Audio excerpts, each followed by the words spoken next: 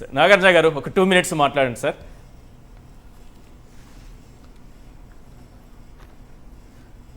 Sir simple sir. ఇందాక నేను చెప్పినట్లు ఎమ్మెల్సీ రఘురామ్ గారు చెప్పినట్లు నేను కోట్ చేసింది సోషల్ మీడియా కేసెసే. సో సోషల్ మీడియా కేసెస్లో అవి జరిగినాయి. సరే మళ్ళీ ముందుకు వస్తున్నాను సార్. ఈ పిటిషన్ ఆయన ఫైల్ చేసిన తర్వాతనే ఆయన అనుమానాస్పదం మృతి చెందాడు. ఈ పిటిషన్ తర్వాతనే, కాబట్టి ఆయన అనుమానాస్పద మృతికి కారణం ఈ పిటిషనే. కాబట్టి ఇది ఒకటి. దాంతోపాటు మరొకటి కూడా చెప్తానేనండి సార్. సివి రవికుమార్ అనే అతను హుండీ డబ్బులు దొంగతనం చేశాడు అని తెలుసుకున్న తర్వాత సతీష్ కుమార్ ఇచ్చినటువంటి కంప్లైంట్ కాపీ ఇది. 72,000 రూపాయలు విలువ చేసేటువంటి డాలర్స్ దొంగతనం చేశారని ఇచ్చినటువంటి కంప్లైంట్ కాపీ. ఈ కంప్లైంట్ కాపీని బేస్ చేసుకొని అప్పుడే రిజిస్టర్ అయినటువంటి ఎఫ్ఐఆర్ కాపీ. ఈ రెండు జరిగిన తర్వాత అతని మీద ఛార్జ్ షీట్ దాఖలు చేశారు. ఇది ఆ ఛార్జ్ షీట్ కాపీ. ఈ ఛార్జ్ షీట్ కాపీ అయిన తర్వాత లోక్ అదాలత్కి వెళ్ళినటువంటి కాపీ ఇది. లోక్ అదాలత్ కోర్టుకి వెళ్ళిన తర్వాత వీళ్ళిద్దరి మధ్య కాంప్రమైజ్ అయ్యి కాంపౌండబుల్ అఫెన్సే కాబట్టి దాన్ని మనం ఎట్టి పరిస్థితుల్లోనూ రాజీ అవ్వచ్చని ఇచ్చినటువంటి అవార్డు ఇది. ఈ అవార్డుకి సంబంధించి అక్యూజ్డ్ అదేవిధంగా డిఫాక్టో కంప్లైంట్ ఇద్దరు కలిసి సంతకాలు పెట్టినటువంటి కాపీ ఇది. ఈ రెండు అయిన తర్వాత ఒకవేళ ఈ ఎఫ్ఐఆర్ తప్పైనా ఈ అవార్డు తప్పైనా కానీ ఇంకొకటి, ఇది డీజీపీ అది ఐపీఎస్ రవిశంకర్ అయ్యర్ గారు వేసినటువంటి affidavit. Okay, IPS Ravishankar Iyer గారు వేసినటువంటి అఫిడవిట్. ఈ అఫిడవిట్లో ఏం చెప్తాడంటే, I submitted that there is no fresh FIR registered to conduct investigation on the allegations.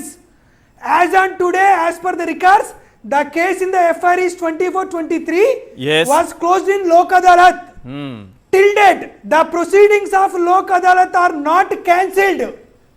అని చెప్పింది. అంటే ఎఫ్ఐఆర్ క్యాన్సిల్ చేయలేదు, ఎఫ్ఐఆర్ ఆల్టర్ చేయలేదు, లోక్ అదాలత్ ఇచ్చినటువంటి అవార్డుని క్యాన్సిల్ చేయలేదు, అన్నీ కూడా న్యాయబద్ధంగా చట్టబద్ధంగా జరిగినాయి అని చెప్పి రవిశంకర్ అయ్యర్ గారు ఇచ్చినటువంటి అఫిడవిట్ కోర్టుకి. ఇవన్నీ జరిగిన తర్వాత వెంకట్రెడ్డి గారు ఏదైతే మాట్లాడారో అవే మాటల్ని మళ్ళీ మాట్లాడుతున్నావు. ఎస్ సతీష్ కుమార్ గారు, బీసీ అధికారైనటువంటి సతీష్ కుమార్ గారి హత్య ఖచ్చితంగా ప్రభుత్వ హత్యే. దీంట్లో మరొక మారు ఏమి లేదు. ఆయన అఫిడవిట్ ఫైల్ చేసిన తర్వాత సతీష్ కుమార్ గారి మరణం పైన వైఎస్ఆర్ కాంగ్రెస్ పార్టీకే కాదు తెలుగు ప్రజానీకానికి అనుమానాలు ఉన్నాయి. ఖచ్చితంగా అతని మృతి పైన సిబిఐ ఎంక్వైరీ జరగాలి. అవసరమైతే సిట్టింగ్ హైకోర్టు జడ్జితో విచారణ జరగాలి. ఆరునూరైనా అగ్రహారం వీడైనా భూమి బద్దలైనా ఆయన మృతి వెనుకాల జరిగినటువంటి నిజాలు ప్రజలకు తెలియజేయాలి. ఇది మా వైఎస్ఆర్ కాంగ్రెస్ పార్టీ సిద్ధాంతం. ఈ మాట మేము అన్నాం కాబట్టి ఎవరి మీద కేసులు పెట్టుకోండి, ఆ అధికారం మీకు ఉందని తెలియజేస్తున్నా. రైట్. మల్లేశ్వర్ గారు కంక్లూడ్ చేయండి మేడం. సార్ చివరిగా ఒక మాట అయితే చెప్తున్నాను సార్. ఒక గొంతుని నొక్కేస్తే భయపడిపోతామో లేకపోతే ఇంకెవరు మాట్లాడేమో అనుకుంటే ఒక గొంతుని నొక్కేస్తే 100 గొంతులు రెడీగా ఉన్నాయి. 100 గొంతులు కూడా నొక్కేద్దాం అనుకుంటే 1000 గొంతులు కూడా రెడీగా ఉన్నాయి. ఇంకా మీ స్టేషన్లు మీ జైళ్ళు ఎన్నెన్ని ఉన్నాయో అన్ని రెడీ చేసేసుకోండి. రెడీ చేసుకున్న తర్వాత రాబో రోజులలో ఇప్పుడు మాట్లాడుతున్న అధికార ప్రతినిధులు కానీ మిమ్మల్ని అడ్డుగా తీసుకొని మాట్లాడుతున్న ప్రతి ఒక్కరు కానీ రాబో రోజులలో ఇదే శిక్ష మీకు రిపీట్ అవ్వకపోతే ఆ రోజు మళ్ళీ మేము కూర్చొని మాట్లాడతాం.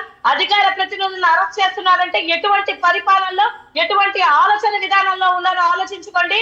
లోకేష్ బాబు గారు మీకు చెప్తున్నాను, మహిళలను చూడకుండా లేకపోతే ఆడవాళ్ళని చూడకుండా అడ్డగోలు చేస్తున్నటువంటి మీ అరెస్టులకి, మీ రెడ్ బుక్ రాజ్యాంగానికి రాబో రోజులలో మీ రెడ్ బుక్ రాజ్యాంగం వల్లనే మీ పార్టీకి మీకు చరమగీతం పాడే రోజు వస్తుంది. రెడీగా ఉండండి.